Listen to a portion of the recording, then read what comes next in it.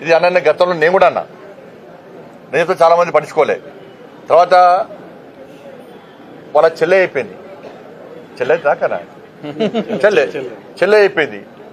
చెల్లె అయిపోయినాక మళ్ళీ ఇప్పుడు ఏమైంది, ఇప్పుడు సీఎం రమేష్ గారి పేరు. ఇవాళ బీఆర్ఎస్ కు వాళ్ళ పార్టీని నడుపుకునేటువంటి సత్తా లేదు. పార్టీని నడుపుకోలేని స్థితిలో బీఆర్ఎస్ పార్టీ ఉంది. పూర్తిగా అవినీతిలో కూరుకుపోయినారు. ఇలా మేం చెప్పడు కాదు, నరేంద్ర మోడీ గారు నిజామాబాద్ బహిరంగ సభలో క్లియర్గా చెప్పాడు. సీఎం రమేష్ గారు చెప్పింది వాస్తవము. అసలు ఇంకో విషయం చెప్తా మీకు, ఇవాళ కేసీఆర్ కొడుకు కేసీఆర్ టికెట్ ఇవ్వలే ఫస్ట్ టైం. కేసీఆర్ కొడుకు కేసీఆర్ గారు టికెట్ ఇవ్వలే.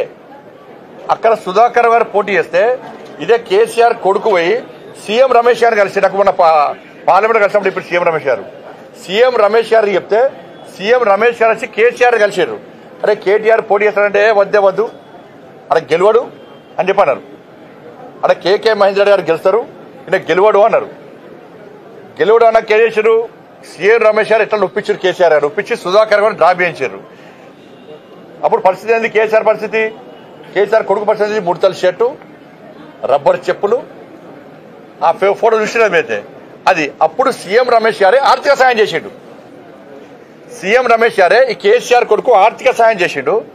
సీఎం రమేష్ గారు చేసే ఆర్థిక సాయంతోనే నువ్వు ఎమ్మెల్యే అయినవు. ఇవాళ ఇది ఫ్యాక్ట్. ఇది బీఆర్ఎస్ నడుపుకోలేని స్థితిలో నువ్వు బీజేపీలో విలీనం చేద్దామనుకున్నావు. నరేంద్ర మోడీ గారు నిజామాబాద్ సభ వేదికగా క్లారిటీ ఇచ్చిండు. కేసీఆర్ గారు నారికి వచ్చిండు, నాకు ఆరోగ్యం బాగలేదు, నా కొడుకును ముఖ్యమంత్రి చేస్తా అని చెప్పన్నాడు. నేను క్లియర్గా మాది వారసత్వ రాజకీయాలకు మేము వ్యతిరేకం, మేము ఎట్టి పరిస్థితిలో దాన్ని సహించము, మేము సపోర్ట్ చేయమని చెప్పి నరేంద్ర మోడీ గారు క్లారిటీగా చెప్పిండు. ఆ రోజు చెప్పిండు, బహిరంగ సభ వేదికగా చెప్పిండు. మేము మొదటి సీఎం రమేష్ గారికి అదే చెప్పారు, ఎందుకంటే వారసత్వ రాజకీయాలకు వ్యతిరేకం, మేము అవినీతికి వ్యతిరేకం. ఇవాళ బీఆర్ఎస్ పార్టీ ఏంది, ఎవరి పార్టీ బీఆర్ఎస్, బిడ్డ కొడుకు అల్లుడు ఇంకా సరగుడు కొడుకు తండ్రి, వీళ్ళ పార్టీ బీఆర్ఎస్ పార్టీ. ఎట్లా ఒప్పుకుంటాం మేము? దేశంలో కాంగ్రెస్ పార్టీ యొక్క వారసత్వ రాజకీయాల వ్యతిరేకంగా మేము ఫైట్ చేస్తున్నాం మేము. కాబట్టి నేను మళ్ళీ చెప్తున్నాను, మళ్ళీ పూర్తిగా అవినీతి కూరుకుపోయింది ఇవాళ బీఆర్ఎస్ పార్టీ. మరి సీఎం రమేష్ గారు మాట్లాడిన దానికి ఇలా కేసీఆర్ కొడుకు సమాధానం చెప్పాలి. ఏదో మీడియా ఉంది కదని చెప్పి, అది ఏ భాష నేను ఎంత బాగా అనిపించింది అంటే, ఎవరి చలో చర్చకు సిద్ధమా, చర్చ వేదిక నేను ఏర్పాటు చేస్తాను. మీరు కరీంనగర్ హైదరాబాద్ చలో డే టు టైం కేసీఆర్ కొడుకు డిసైడ్ చేయమను, సీఎం రమేష్ గారిని రమ్మట, నేను ఇన్వైట్ చేస్తా, నువ్వు వస్తావా?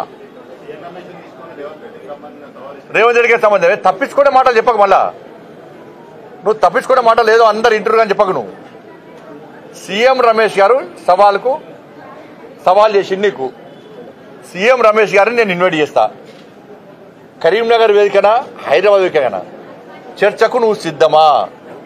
ఆయన చెప్పినటువంటి అనేక విషయాల మీద చర్చకు నువ్వు సిద్ధమా? పాపం సీఎం రమేష్ గారికి కేసీఆర్ కొడుకు నాస్తి కూడా తెలియదు, అందుకే నువ్వు నవీనవో దేవుడు అంటే నేను ఫోన్ చేసిన నిన్న అన్న, నువ్వు అట్లా వెంటకే దేవుడిని ఒట్టు పెడతానని ఆస్తి కూడా దేవుడు నమ్మ నాస్తి కూడా చెప్పిన.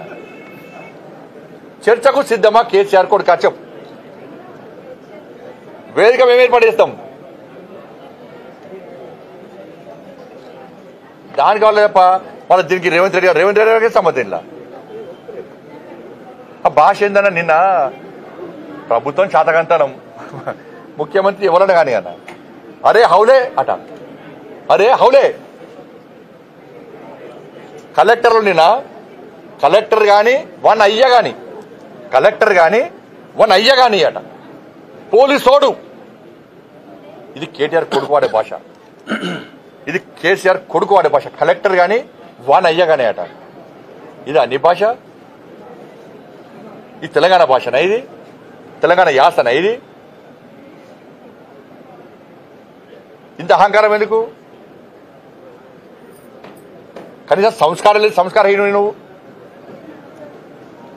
సోషల్ మీడియా వేదిక చేసుకుని దుబాయ్ సిగ్గు లేకుండా దుబాయ్ నుండి సోషల్ మీడియా నడుపుకుంటూ చెప్పిన మా కార్యకర్తలు చెప్పిన, నీ సోషల్ మీడియా మిత్రుడే పేరున్నది, వీళ్ళ పేర్లు బిడ్డ అందరూ ఒక 4 పేర్లు మా దగ్గర ఉన్నాయి.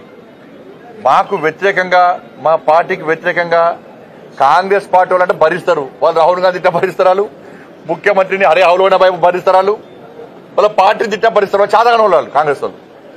కానీ నరేంద్ర మోడీ గారిని కానీ, మా ప్రభుత్వాన్ని కానీ, మా పార్టీ నాయకుల బిడ్డ ఇంకొకసారి ఆ స్క్రైబ్ ఈ స్క్రైబ్ పేరుతో మాట్లాడే ప్రయత్నం చేస్తే పక్కా దాడులు గ్యారెంటీ జరుగుతాయి.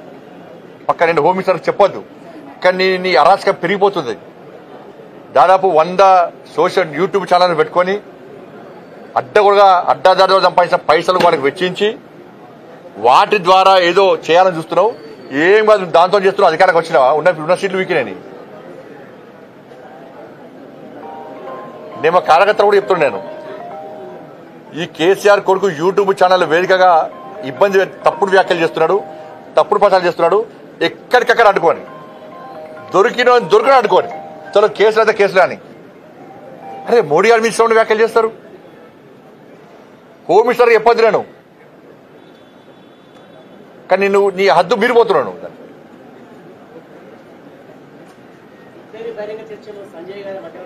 పక్కా ఉంటా, పక్కా 100% ఉంటా. కరీంనగర్ వేదిక రెడీ, నేను వేదిక ఏర్పాటు నేను. కేసీఆర్ కొడుకు చెప్తాను, పక్క చెప్తున్నా, నేను చెప్తున్నా. సీఎం రమేష్ గారు రమ్మంటా నేను.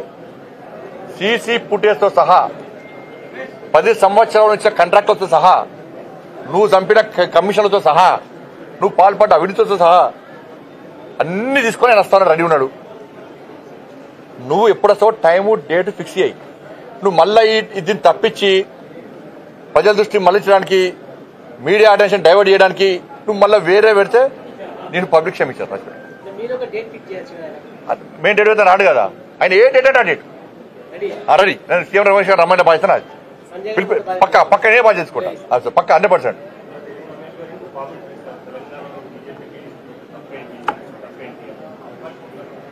అన్న భారతీయ జనతా పార్టీ ఇప్పుడు మొడదానికి గిదే మీరు చేసిరన్న, మొడదానికి ఏం చేశారు?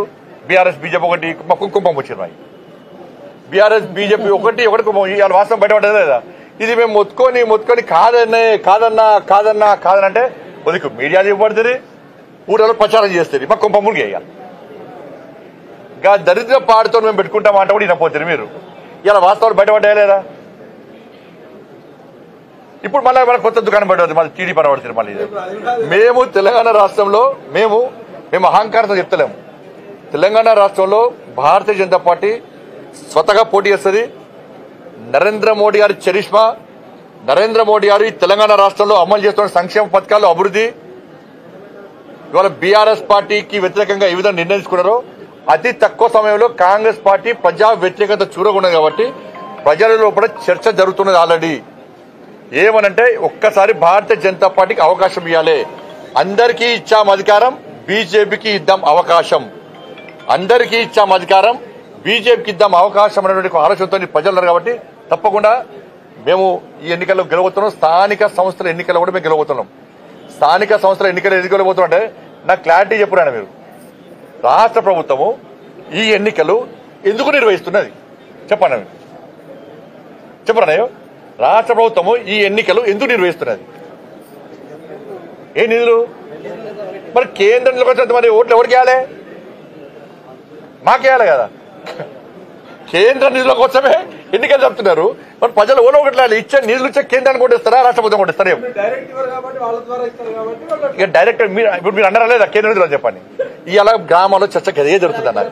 కేంద్రము నిధుల కోసము మాత్రమే వీళ్ళు ఎన్నికలు పెడుతున్నారు. కాబట్టి నిధులు ఇచ్చే కేంద్ర ప్రభుత్వ పార్టీ అయినా భారతీయ జనతా పార్టీకి ఓటేయాలని చెప్పి మీకు అప్పీల్ చేస్తున్నాం. రాష్ట్ర ప్రభుత్వం ఆట ఏడుస్తున్నది. ఇస్తుంది పోతాయి, ఇస్తలేరు కాబట్టి బాధ కదా.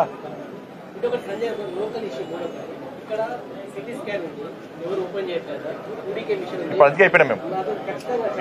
ఇప్పుడు అందుకే ఏం చెప్పినామంటే వాళ్ళు ఏమంటారు, స్టాఫ్ లేరు సార్ అంటున్నారు, టెక్నీషియన్స్ ఎక్స్పర్ట్స్ లేరు సార్, మేము ఉన్న వాటిలో మేము కష్టపడి పనిచేస్తున్నాం, టెక్నీషియన్స్ లేకపోవడం ఇబ్బంది వస్తుంది. అందుకే చెప్పినాను దీన్ని మెయింటెనెన్స్ ఎవరు?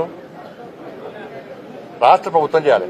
అందుకే వారు మొత్తం పూర్తిగా డీటెయిల్ రిపోర్ట్ ఇవ్వమని చెప్పినా తప్పకుండా గౌరవ ఆరోగ్య శాఖ మంత్రి గారితో మాట్లాడతా. కేంద్ర ప్రభుత్వం నుంచి ఏం చేయడానికైనా మేము సిద్ధం.